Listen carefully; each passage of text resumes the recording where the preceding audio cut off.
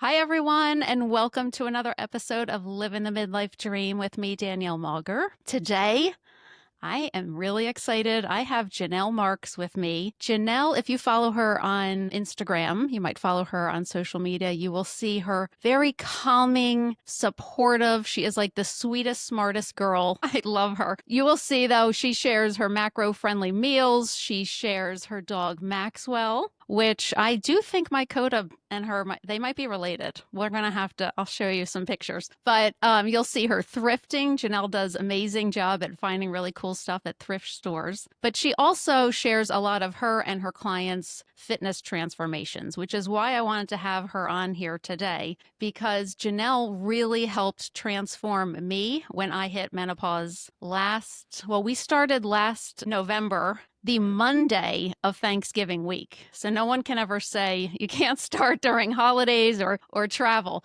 But she helped me, and Janelle's the first person that I was like, you know what? I just let her take the reins, and I felt like I had tried everything, nothing was working. So I just let Janelle tell me everything to do, and I'll listen, and I did, and it worked. So I just think, Janelle, you are a wealth of knowledge. You are not, I don't think you're anywhere near midlife, but you are such an expert on training the midlife woman. So I want to get all into that today. So first of all, thank you so much for being here. I'm thrilled to be here. It's such a gift. And I love seeing you do this podcast and continuing to encourage women online. We cannot get enough of that in this space. I think you're right. Women supporting women. Yes. People say it. They're like, I'm a girl's girl. And I'm like, I don't know if you're a girl's girl.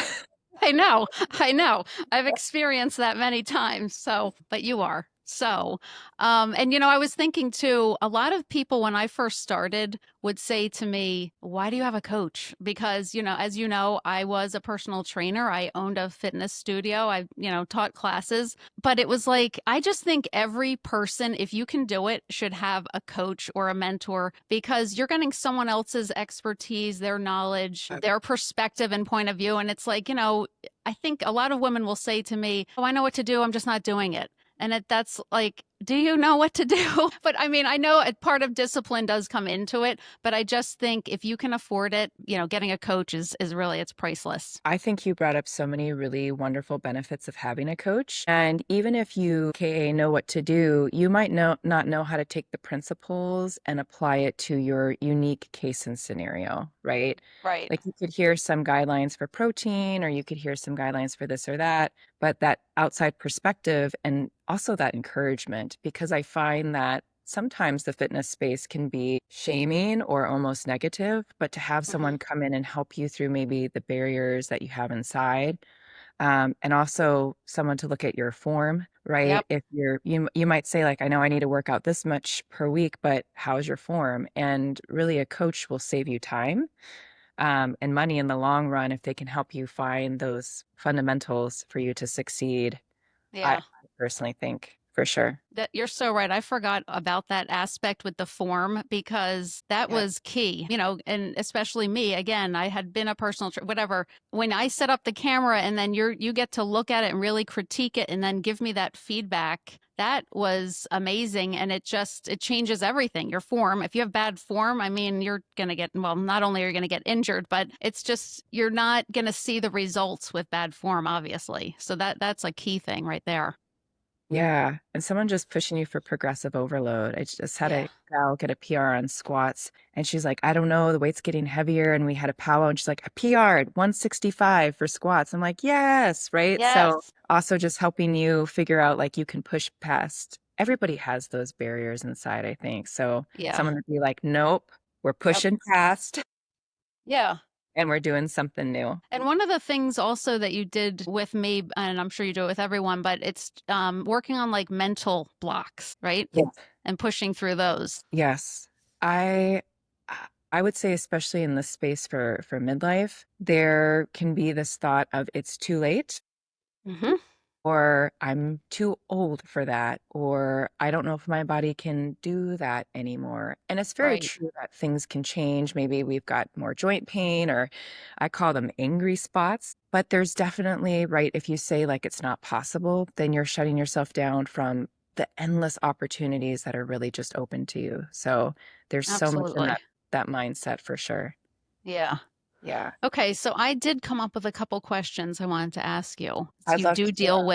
do you deal with mostly midlife women, Mostly would you midlife. say? Yeah. Every once in a while, have a college age gal come through, and that's a lot of fun. Okay. 40s, 50s, and 60s is Okay. what I work with. Yeah. So working with midlife women, what do you see as the biggest fitness challenges that they face and how do you help them to overcome them? That is a great question. When it comes to midlife, and this could be for nutrition or fitness, I think there's a misconception that there is somewhere floating in the universe a cookie cutter midlife protocol, right? But in midlife, really, the challenges are the same as some other people, but they might be amplified in some certain areas. And it's really based on the individual that comes to me that I'm trying to help figure out. So, but in this space, and talking about menopause and this age in life, it's usually how do I work around injuries or joint pain or just pain in general? How do I help my recovery if my sleep is just shot, right? Some women experience Hmm. like these hot flashes, right? And then they're up and then they can't get back to sleep. They're like, I'm up at 3, coach, Yeah. and then I can't go back to sleep, and then it might be, well, maybe we're not training first thing in the morning, right? Maybe we need a little bit more rest. Maybe we need to talk to your practitioner about getting you more sleep for your recovery. So it's kind of working with those things and also kind of maybe educating on nutrition. I think there's been so many fad diets through the years, they never stop. Slim fast, low fat, no fat, high fat, keto, carnivore. We're entering this space and just kind of giving the right information to understand the benefits of all the macros, carbs, fats, and protein, and a good Hmm. ratio that works for the individual, Right. I think is some of the key components. So with the macros, I had done them before, back like in 2017 to 19, and then I didn't do it. And then I was going through menopause, like really bad perimenopause and hit menopause. And then when I started working with you, we went back to macros and I was a little nervous. And I think I told you this. And my husband was actually a little nervous for me because I Right, definitely dealt with a little bit of, I got a little obsessive compulsive before I met, before I was coaching with you. right. And, but I just feel like it Mhm. really, you have to go by macros. I think if you want to really truly like hone in on that, if you have a goal and you really want to look a certain way, I think macros are the way to do it. But what would you say to someone if there's someone like me that's like, I want to lift weights, I want to be healthy, but I cannot do the macro piece to it. Like, is there a way to kind of get around this without daily tracking and weighing of everything? I do think once you do macros and you understand the different components of food, that's where you'll see people online who they're like, I used to do macros, but I don't do them anymore. And I Hmm. have this physique. Well, if you know how much protein's in something or you know what foods are high in carbs and you do that for a while, you could Right. probably step away from macros for sure. You know what works for you. And you can kind of like, hey, I know I need more protein here, or in the afternoon when I have that I'm gonna grab, this, and this, and it works and it feels really good for my body. But Hmm. if somebody did not want to do macros, learning, not necessarily having to learn about what, serving size and calories and all that, but what foods are high in protein. Spacing food throughout the day so you can keep your blood sugars steady, right? And you can avoid what I think a lot of women do, which is I'm not going to eat all day and then I make myself miserable and then eat everything at night. Right. Learning how to space your meals, learning what foods have what, high protein, higher fat. So you just kind of have a general gauge. Yeah. So just being really aware, does this food make me feel really good? Or does it make me feel tired or weighed down or bloated? And just making a mental note of that as well, I think can be really beneficial. Because I know sometimes we know with like different hormone fluctuations, even the week before, do you remember you used to have your period and the Hmm. week before your digestion was kind of thrown off? Yeah. There's a That reason actually for still that. happens in menopause. Yes. Yeah, it Yep. does. It's still cyclical. I'm like, when is this going to end? And so I'm knowing, sorry. no, no, no, it's perfect because it just kind of illuminates like, hey, these foods, when I'm feeling this way, they're not a great match. Go on the journey that way. I don't know if that helped answer your question though. Yeah, definitely. I do want to go back to one thing that you did say when talking about women and how we generally, a lot of women in diet culture were like, I'm not going to eat all day, or they get into intermittent fasting. And I know that, like, I don't know, maybe 6 years ago, I was really into intermittent fasting. And it worked until it didn't. Have Hashimoto's, I've had it. It probably wasn't the best thing for me to be doing anyway.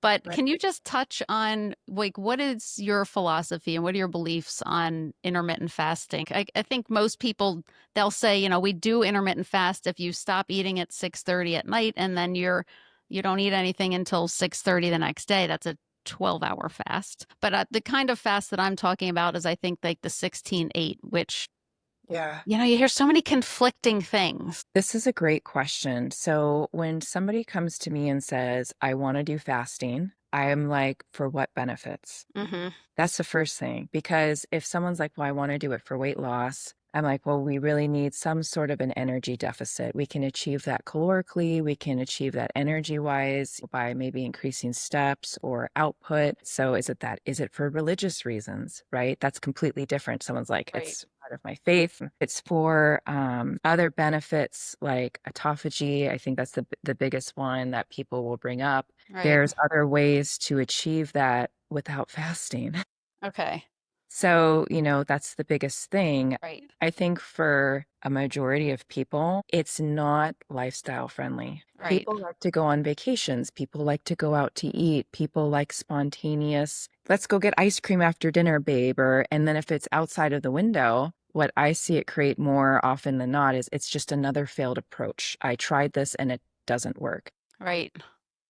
You tried it, but it doesn't support your lifestyle. I think who it's really good for are people who maybe they're like very high level CEOs. They're people who are working, right? And they have to live an extremely structured lifestyle where every waking minute is pre programmed. And so they're like, I'm going to eat here and I'm going to eat in this window. And then the rest of the time I'm training or I'm working or I'm doing this. But it doesn't really work for like the ebb and flow. And I think for keeping that energy high and not practicing what I would say, like the Last Supper mentality, like I'll go hungry all Hmm. day and then at night I'll just binge. Usually, when you get to the point where you're really hungry, you don't make good choices.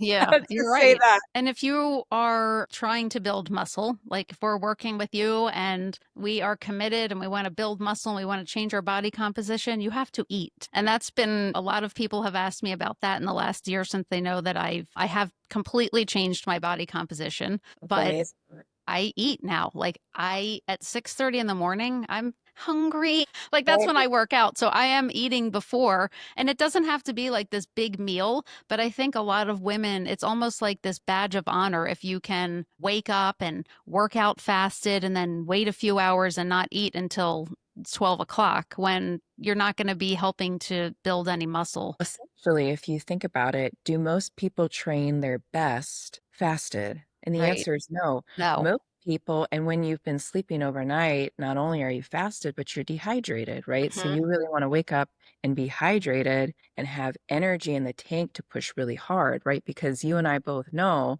building muscle as a natural athlete is like squeezing blood from rocks. I mean, It is. after you get past the novelty and the stimulus of being a new lifter, and you've been lifting for years and years, you're going to have to sell a part of your soul almost to increase mass. And if you think that going and training fasted with lower energy is the way to go, why would you not maximize your training session? That's part of the growth. That's part of the stimulus. So I Yeah. think, the best thing is when looking at nutrition, how do I optimize for best results, Yeah. not for fastest results, for best results. Yeah. Yeah, And it works. You it just have to works. listen to Janelle. It's not me. It's all the wonderful people in the field that are coming out with the studies, like how much volume do we need? Yeah. What's the great thing? And I mean, you could follow a lot of different philosophies, but a lot of them work because they're a caloric deficit. But I think finding the one that's the most supportive and helps you thrive and perform the best, that's the key. Okay. And speaking of how much volume you need, what do you think is the ideal? Let's actually do that as a little scenario. I know I didn't have this in my questions for you. But if I came to you today and I was like, okay, let's change my body, I want to start lifting weights. What would be like the ideal week in terms of strength and cardio? Like, how do you put that together for someone? Everyone that you see on social media in midlife is saying, stop doing HIIT, stop, doing the boot camps, just stick to walking and strength training. But I do remember when I first started with you, you had me doing a little bit of cardio. It wasn't anything crazy. But Yeah. anyway, what would you say is the ideal workout week? Wow, that ideal workout week will change as you change. Okay. So imagine this, because let's take two different people that come in and they decide to work with me. One person is 250 pounds. They have 30 minutes to work out. They've never touched weight or cardio programming in a long time, and they are being encouraged to start to work out. In that case, I might say the goal is to get the weight off, right? Mm-hmm. And perhaps for that person, getting in just steps alone, right? And then a training session where it could be a whole host of things like upper or lower body mix, total body, really with just the goal of getting moving, right? Mm-hmm. So that's different versus someone who comes to me in midlife, for instance, and they have a training background like yourself, Mm-hmm. and they say, my goal is to get as strong as I can, build as much muscle mass as I can, and lose a little bit of fat, maybe like 5 pounds. Mm-hmm. Totally different scenario, right? Yeah. Because then it's like, okay, your ideal split is like, let's go heavy right away. Let's utilize a little bit of cardio. I can push you for a little bit of HIIT or this to increase the deficit or to help the overall composition. We can get done and dusted really quick, right? 15 minutes, you could get a Yeah. lot of good work done in that Yeah. time. You have the physical fitness base for it. And then in your lifts, I can do more things because you have a different starting base. So what would you say if someone like me today, I've been like very committed the past, it's been well over a year. Yeah, And I walk every day and I I see. lift heavy weights 5 times a week. But I've seen people that say 6 days, and everybody's different and their body is going to react differently. Yes. So I personally do better, I think, with more those 2 days of just rest. I mean, I'm still walking those days, but I don't know. I just don't do well with, like, I can't imagine doing 6 days of heavy lifting. you bring up a great point. And we just went as a group to Fort Lauderdale and we saw Alan Aragon, Brad Schoenfeld, and Brett Contreras do a 1 day seminar. Hmm. And, the amazing thing is they kept bringing up study after study after study. And there was this mean, right? This average. But some of the training studies that they pulled up, there were these dots here and here. These were outliers. There were people who did well on perhaps a little bit of lower volume. There were people that did really well on really high volume. There was this middle group that kind of did well in this in between state. And so for midlife, I would say what I personally find is 4 to 5 days is the sweet spot. There Okay. are some people who have exceptional recovery and they can handle really high volume. There was even, I don't have the name memorized, but there's even a specific gene that you can have that would predispose you to higher volume. Oh, You can wow. just do well in higher volume. Oh, wow. So, there's people, and I see it with my clients. There are people who can destroy 5 days of really heavy lifts, Huh. and then they're out running and doing other things, and their recovery is just spot on time after Yeah. time. There are people who do 4 days of training, four movements, and they're gassed. Their Yeah. recovery, like it's just done. I do find that um, for the most part, and I can just say this based on experiencing who comes through the door, we can't probably do as much volume as we used to do. So there does seem to be a decrease. That doesn't mean that the quality of the workout is poor. That doesn't mean Hmm. that at all. It just means we just need a little bit more extra R to keep hitting those sessions with good intensity, but not always. Like I said, there are some people who just time after time after time, they just hit it. But I do find, maybe the person who was doing 5 days goes down to 4 days, and that's what they can really handle. But that all just goes into account too. Like, is this just strength training or are people cycling in other goals like cardio, long distance runs? That plays into the picture too. Okay. Yeah. What advice do you have for women that struggle with motivation or just being consistent in their fitness routine when they're just getting started? So I hear that a lot too. Like they're Ooh, just having a tough time being consistent. I would split that into two parts. Okay. I think for motivation, the way that I see it, when someone has no motivation, you don't have purpose. If you have purpose, you have a new type of motivation. Even if your purpose is not, I guess, fitness related, purpose is such a big question. Hmm. When you have a purpose, when you have meaning in your life, it's not as you don't necessarily need, there's a calling, right? Where you're like, I have to take care of myself to do this. I have to take care of myself. I have something to wake up to Hmm. every morning. And sometimes I think maybe in time as people that can be lost. Like, what's my purpose or what's this new chapter? But I think finding that purpose and the meaning in your days will drive you to want to do beautiful work for yourself. And then when it comes to consistency, I think as hard as it is for women to hear this, because what I admire about women is they want to do it all. Right. You're right. Women want to do it all. Listen, there's no woman out there that says, I don't want to do it all. I don't want this or this. Most women, they come to me and they're like, I want the best this of my life and the best this of my life. And I want to do this and I want to do this. It's really important to remember, though, that as people, we have human limitation.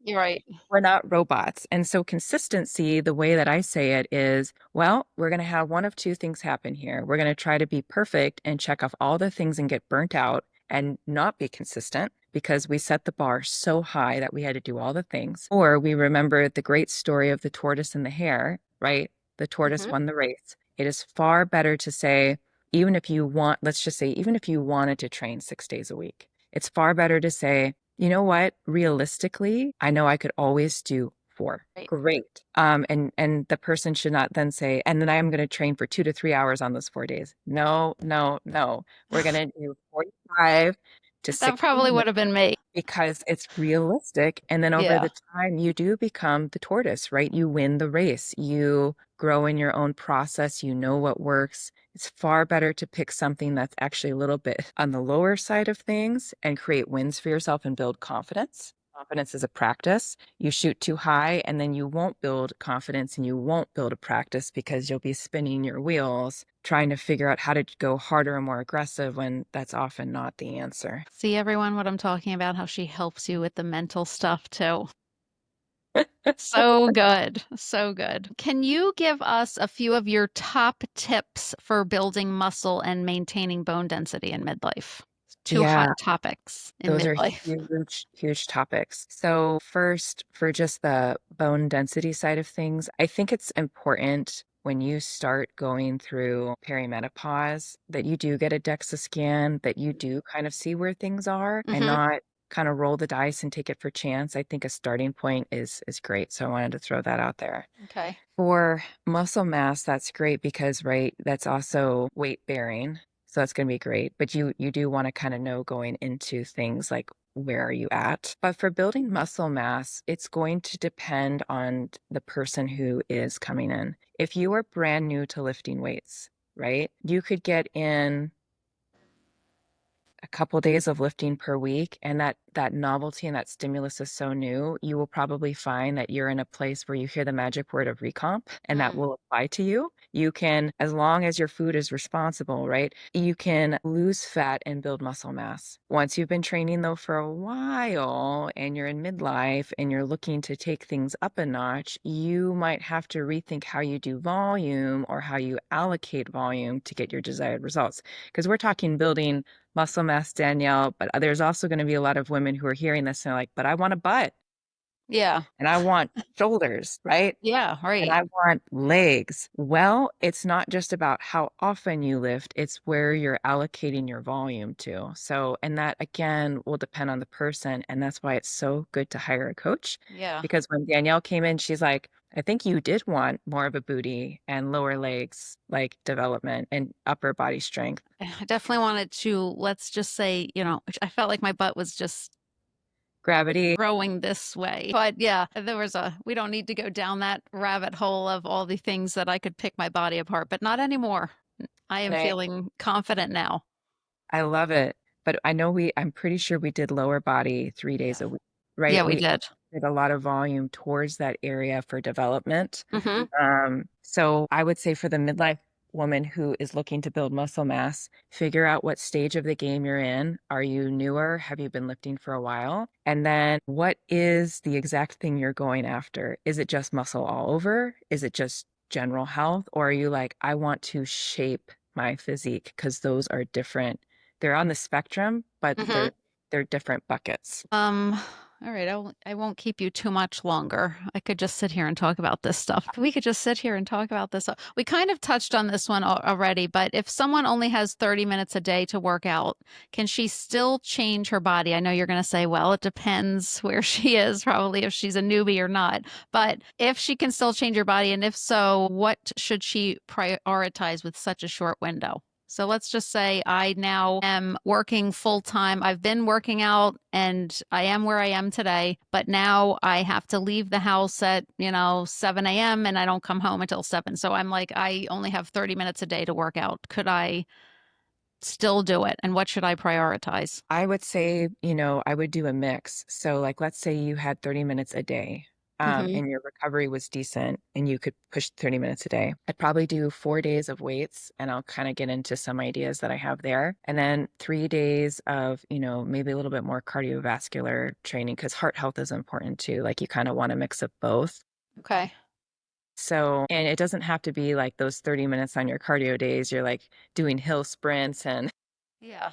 jumping over, barrels or something like that. But on your weight training days, it's going to depend for you what you want to achieve right in your physique. Because for instance, the seminar was great. We learned a lot of new things, which was exciting. Yeah. You could split it upper and lower, so two lower or two upper. You could do total body. You could even do some supersets. And it seems like in the world of supersets, it's changing. If you do two opposing groups, like let's say you were doing lower body and then a little bit of upper body in the superset, so it's two opposing things, you could Okay. still get some nice results. So if you're really time crunched, but you're someone who needs a lot of volume, Okay. maybe that's a route you explore. If it's, maybe you're someone who does not need super high volume, maybe you pick, at 30 minutes, I would suggest you do machine work because in terms of setup and takedown, you could get through the Yeah. movements quicker. Let's think about it. If you're doing That's a barbell great lifts, tip. there's a lot of setup involved. So I would get a gym membership. I would do some machine work that you can get on. You can move the pin. We're just being time efficient here. Yeah, that's great. You can get your sets in with the adequate rest, right? Because you don't want to be resting 30 seconds to attack your next set. You need to make sure that you're recovered enough, so to speak, that you can hit your second set just as hard and your Right. third set just as hard. So whether you do a mixed body or you do maybe two lower, two upper, you could have great success with both. But you're going to have to think about how to get in and out machines, dumbbells. And then I would even say making sure that you pick some moves in terms of like a warm up that complement what you're doing. That Hmm. might not be, you don't have to do something completely separate, like a completely separate warm up and cool down. It could be integrated into what you're doing with the machines and dumbbells. Okay. You just were talking about supersets. Yes. What are the pros and cons of a superset, if there are any cons? Yeah. I would say one of the things that it comes to lifting that I think is ignored too is one is effort. So you could still be going to the gym for the 30 minutes of time, like you were saying, but if you get off of the machine and you could have still done 15 reps, it's not Hmm. enough effort. Okay. Those last reps should be hard. Right. You should be struggling, not failing, but gosh, you're getting near failure. Okay. So the first is the second word just slipped me. You would think that I'm having a brain. That's okay. But the cons would be with the superset that if you have, let's say you have B1 and B2 and they're two lower body movements, what is the quality? That's what I was looking for. What is the quality and the effort of that superset? You know what I mean? Because you want to be able to do good work in the gym. And if you're just gassed and you're going into a movement, it's like for what purpose? Like your form is breaking down, the movement's Hmm. not well executed. So that could be a potential air quote con. Okay. The benefits that a lot of people will use supersets for, and this is, it will come back to my first point, I promise, is, well, I'm trying to squeeze in as much as I can as possible, right? So that's why you'll see people be doing supersets. They're trying to get in more volume or they're trying to get in more work. And again, I think to the point that was given at the seminar of working two opposing muscle groups, right? If I'm doing leg extension and then I get up and do bicep curl, that probably makes sense because I'm sitting on the machine. I'm not really, I mean, I'm using a little bit of tension. Maybe I'm squeezing the handles, but I'm not fatiguing my biceps. Where if I get off the machine and do curls, I could probably do a quality set of curls if I had to and I was really time crunched. However, if we're thinking of a movement, by the time you're done with a movement, like for instance, last night I was doing Bulgarian split squats. Mm, I'm so gassed. I don't want to do a second thing. no. The Yeah. quality and the effort was so maxed in that movement. I'm like, superset, what? No thanks. That's how hard you should be training. You should be training where it's not like, oh yeah, I could whip out like Yeah. 30 reps of something. Right. No, no, no. It needs to be hard. You need to have effort and you need to have quality and technique in what you do. Yes. Yes. Um, Thank you for emphasizing that. I would much rather have somebody put in full effort on some of these bigger movements. And I don't mean like squat, bench, and deadlift. Like you could do nasty single leg work, Bulgarians each side, and you'll be gassed. It's hard. Mhm. It is. Smith machine, that's a machine. If you think about it, reverse lunges, nasty, right? Yeah. But the effort, I would rather have more effort than volume, if that makes sense. Okay. I Yeah. think some of the cons of superset is we think that we're accomplishing more, but we're really not giving it everything that we've got. Yeah. That's what I surmised from that. But the one last thing that I will add, though, Danielle, that could be a very beneficial superset of working the same muscle group is let's say I'm doing, we'll just say leg extensions. Most people know what that machine is. Leg extensions. I do 3 by 12. The effort is absolutely insane. I'm getting near the point of failing out. And then I'm like, you know what? I'm going to take this a little further. I'm going to do, and you, for all of you out there, look at some of the new research coming out on lengthened partials. I'm now going to do a superset. I'm still sitting on the leg extension machine, and now I'm going to do 10 partials at the bottom, right? Yikes. That hurts thinking about it. It hurts thinking about it, but it's a great way to maximize. You probably in theory could not have done another 12 full reps, Right. but you could do some partials and net some benefit there. And then by the time you're done with that, it's like an extension, so to speak. That could Okay. also be of a benefit versus, can you imagine like leg extension, get off and do plyo hops or speed skaters, or it's like, Yeah. but that application makes sense. Like, oh yeah, Okay. That's lengthen so cool. partials. Like Yeah. partials. Let's add some. Maybe I'll do that tomorrow. Tell me how it goes. I've been doing it with some of my gals and they're like, I hate this. I'm like, the gains are to be made here. I miss that. I think I need to get back with you. If someone did want to work with you, we will wrap this up here. If someone did want to work with you, how would they go about doing that? That's a great question. And first off, I'm honored. Anytime someone is like, I want you to be my coach, I'm like, that means a lot, right? So they would need to apply on the wonderwomen.com. There's an intake form, so they'd need to fill it out. And then here's where all the heart icons come in. And then they'd have to wait. I'm actually like, I'm filled. I have a great cohort. Usually every couple of months, I get a couple of openings. Okay. Not That always. happened to me. I mean, I think I applied twice, and Yeah. everyone I will put in the show notes. I'll put the website for that, and I'll pull all Janelle's contact info, her Instagram.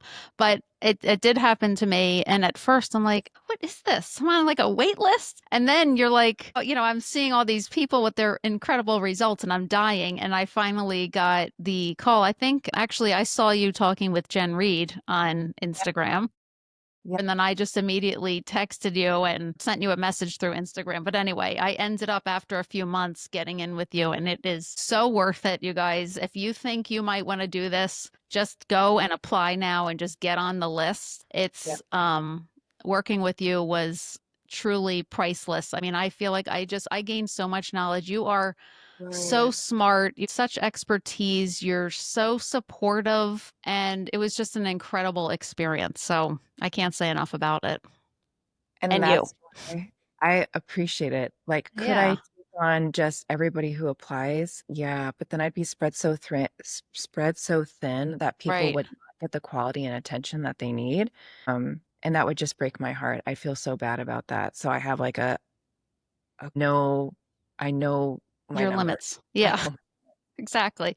I All right. know. So, some key takeaways today were we need to get our sleep in midlife because without it, we're not going to be able to lift heavy.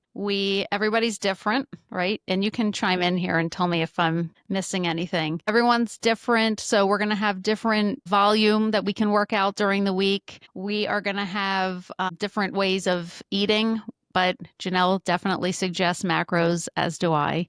At least learning it. I always say to people, even if you've never done macros, it's so good to just do it for like a month. Learn exactly what a portion size looks like, and then you can decide. But well, I think you're going to end up sticking with it because you just see such great results from it. It's such an amazing tool, I think, to have. Yeah. I mean, you eat every day. It's important to kind of know how food works and what's in food, you Yeah, know? So I think it's valuable to have it is that knowledge. very valuable.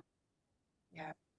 And what was the last thing we just touched on? We talked about just with the getting 30 minutes, even if you only have 30 minutes. So basically, there's no excuses. You can find a way. Everybody can find a way. I think you summed it up great. It's really knowing specifically what you want, what can help you be the most consistent, and at the end of the day, hiring a professional that can help you take out all the guesswork. I really do Absolutely. think will save you so much time and headache. I really do. They'll show you the ropes, and then to your point, Danielle, like you left and you rocked it. Like you are shining, you are doing your thing, you're feeling better than ever. Like a I good am. coach, you'll know you have a good coach for those listening out there when they give you everything that you need to be successful on your own. I never Yeah. want someone to have to rely on me. I want you to be able to go out and be the best that you can with everything that you learned and know that you're good.